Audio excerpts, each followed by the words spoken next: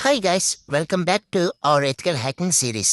ఈ వీడియోలో ఇది కేవలం ఎడ్యుకేషనల్ అండ్ అవేర్నెస్ పర్పస్ కోసమే.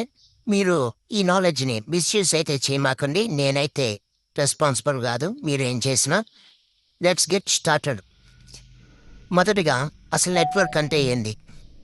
నెట్వర్క్ అంటే రెండు లేక ఇంకా మోర్ డివైస్ కనెక్ట్ చేసి డేటాని షేర్ చేసేది. Two or more devices connected together to share data. Example, మీ ఫోన్ వైఫై కనెక్ట్ అయ్యేది ఒక data. Computer in a office, ఒక ఆఫీసులో కంప్యూటరు, సర్వర్స్, ఇంటర్నెట్ సర్వర్స్. అలా నెట్వర్క్స్లో types. LAN local area network, హోమ్లో ఆఫీసులో వాడతారు. WAN wide area network, internet. ఇది డబ్ల్యూఎల్ఏఎన్ వైర్లెస్ నెట్వర్క్ అంటే వైఫై. ప్రతి డివైస్కి ఒక ఐపీ అడ్రస్ ఉంటుంది, లైక్ మన ఫోన్ నెంబర్ లాగా. కానీ ఇంటర్నెట్ మటుకు ఉండదు. మనం హ్యాక్ చేయాలంటే ఫస్ట్ మన నెట్వర్క్ని స్కాన్ చేసి అండర్స్టాండ్ చేసుకుంటారు. ఎవరు కనెక్ట్ అయ్యి ఉన్నారు, అసలు అదేం డివైసు, ఏ పోర్ట్లు ఓపెన్ అయి ఉన్నాయి. కానీ మనం ఒకటి గుర్తుపెట్టుకోవాలా, మనం ఓన్ నెట్వర్క్ని స్కానింగ్ చేసేటప్పుడు ఓకే, కానీ ఆ అవతల స్కాన్ చేసేటప్పుడు పర్మిషన్ కావాలి. ఇది ఇల్లీగల్. ఇంకా వైఫై సెక్యూరిటీ బేసిక్స్. వైఫై సెక్యూరా వీకా మన సెట్టింగ్స్, వైఫైలో పెట్టుకునే సెట్టింగ్స్ని బట్టి ఉంటాయి. దాదాపు కామన్గా ఉండేది డబ్ల్యూపీ, వెరీ వీక్, పాత సెక్యూరిటీ. ఇది తర్వాత డబ్ల్యూపీఏ బెటర్, డబ్ల్యూపీఏ2 స్ట్రాంగ్, ఎక్కువ. ఇప్పుడు మన జనరేషన్లో ఎక్కువ వాడుతుంది ఇదే డబ్ల్యూపీఏ3.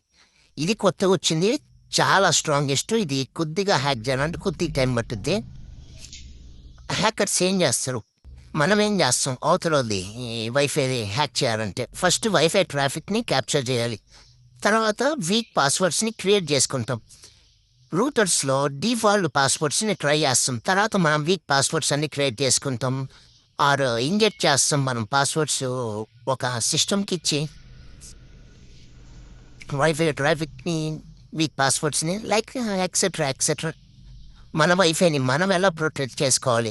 డబ్ల్యూపీఏ2 ఆర్ పిఏ3 అయితే వాడండి, మీకు స్ట్రాంగ్ ఉంటుంది. కొద్దిగా ఒట్టి నెంబర్సే కాకుండా ఏమైనా నేమ్స్ అలా పెట్టుకుంటే పాస్వర్డ్ బాగుంటుంది. డిఫాల్ట్ లాగిన్, రూటర్స్కి లాగిన్ ఉంటుంది, డిఫాల్ట్లో ఉంటుంది. అదైతే ఫస్ట్ మార్చేయాలి. తర్వాత డబ్ల్యూపీఎస్ ఆప్షన్ అసలు డిసేబుల్ చేసేయాలి. ఫర్మ్వేర్ అప్డేట్ చేసుకోవాలి. ఇంకా ఫిషింగ్ చాలామందికి ఇంట్రెస్ట్, చాలా చోట్ల ఎత్తుకుంటారు. ఫిషింగ్ అంటే ఏంది? Trekking users. మనం వాళ్ళు ట్రిక్స్ చేసి మన లాగిన్ డేటాని మనం అవతల వాళ్ళ డీటెయిల్స్ మొత్తం వాళ్ళ ద్వారానే రప్పించుకోవడం ఫిషింగ్. హ్యాకింగ్ కుదరకపోతే ఈ ఫిషింగ్ అనేది ట్రై చేస్తారు. ఎగ్జాంపుల్, మనకు మెసేజ్ వస్తుంది, మీ బ్యాంక్ అకౌంట్ బ్లాక్ అయిపోయింది, ఈ లింక్ టైప్ చేయండి. చూసే ఉంటారు కదా న్యూస్లో ఇలాంటివి. వాళ్ళు ఓపెన్ చేస్తే అక్కడ యూజర్ నేమ్, పాస్వర్డ్, ఓటీపీ అన్నీ అడుగుద్ది. అంతే, అవన్నీ నొక్కేస్తారా, బూమ్, హ్యాక్ అయిపోద్ది. చాలా వరకు ఫిషింగ్ టైప్స్ ఉండేది, ఫేక్ లాగిన్ పేజెస్. సేమ్ ఎలా ఉందో మనం ఇప్పుడు ఎగ్జాంపుల్ ఫేస్బుక్, ఇన్స్టాగ్రామ్ వీటి లాగిన్ పేజ్ ఎలా ఉంటుందో ఫిషింగ్ లింక్లో కూడా అలాగే ఉంటుంది. యాస్టీస్ మొత్తం తింటేస్తారు. నేను కూడా చాలా ఫిషింగ్ లింక్స్ వాడున్నా, కానీ నేను ఇల్లీగల్ యాక్టివిటీస్కి అయితే వాడలేదు. ఇంకా fake emails, WhatsApp, SMS scam links చాలా ఉంటాయి ఫిషింగ్లో. మనం వాటిని ఎలా ఐడెంటిఫై చేయాలి, ఇది ఒరిజినలా కాదా అని? సస్పీషియస్ లింక్ అని పడుద్ది ఓపెన్ చేసే ముందే. తర్వాత గ్రామర్ మిస్టేక్స్ ఉంటాయి. చాలామంది హ్యాకర్స్ చాలా ఫాస్ట్గా టైప్ చేస్తారు, అందుకని గ్రామర్ మిస్టేక్ ఖచ్చితంగా ఉంటుంది. ఒక్క స్పెల్లింగ్ అయినా వాళ్ళు ఫాస్ట్గా చేయండి అంటారు. ఫిషింగ్ లింక్స్ ఎక్కువసేపు ఆన్లైన్లో ఉండు, ఇప్పటికప్పుడు తీసుకోవాలి. ఇంకా అన్నోన్ సెండర్, ఎవరు పంపించారో 1కి 2 సార్లు చెక్ చేసుకోండి. వెబ్సైట్ యూఆర్ఎల్ ఒకసారి చెక్ చేయండి. ఓటీపీ మటుకు ఎప్పుడు షేర్ చేయొద్దు. 2 స్టెప్ వెరిఫికేషన్ అని ఉంటుంది ప్రతి దాంట్లో, అది ఆన్ చేసి పెట్టుకోండి. Safe browsing and best practices. మనం ఆన్లైన్లో సేఫ్గా ఉండాలంటే స్ట్రాంగ్ పాస్వర్డ్ వాడాలి. సేమ్ పాస్వర్డ్ ఒకదానికి ఒకటి పెట్టకూడదు. 2 ఫ్యాక్టర్ ఆన్ చేసుకో ఉండాలి. ఎప్పుడెప్పుడు యాప్స్ అప్డేట్ చేసి కొత్త సిస్టమ్కి వచ్చేయండి. పబ్లిక్ వైఫై కనెక్ట్ చేసుకొని బ్యాంకు ఇలాంటి అయితే అస్సలు యూజ్ చేయొద్దు. పబ్లిక్ వైఫైస్లో ట్రాక్డ్ యాప్స్ ఉంటాయి, మోడ్ ఎపిక్స్, లైక్ నేను కొన్ని వాడతాను. అయితే నేను తెలుసుకొని వాడుతున్నాను. మీరు ఒకసారి గూగుల్ క్రోమ్ నుంచి డౌన్లోడ్ చేసుకునేటప్పుడు 1కి 2 సార్లు ఆన్ చేయండి.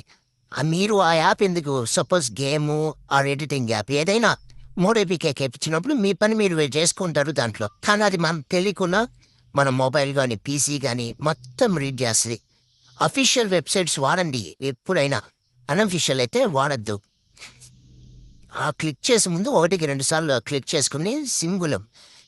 ఇంకా ఈ వీడియోస్లో నేను కవర్ చేసింది networks, wifi security, fishing, safe online practices. ఈ నాలెడ్జ్ కేవలం learning and protecting only ethical hackers, secure systems. మీరైనా వినొచ్చు, మీకు ఎవరైనా హ్యాక్ చేయాలనుకుంటే మీ ఛానల్ వాళ్ళతో ఎలా తప్పించుకోవాలో ఉంటుంది. ఈ వీడియో మొత్తం పూర్తిగా విన్నారు కదా.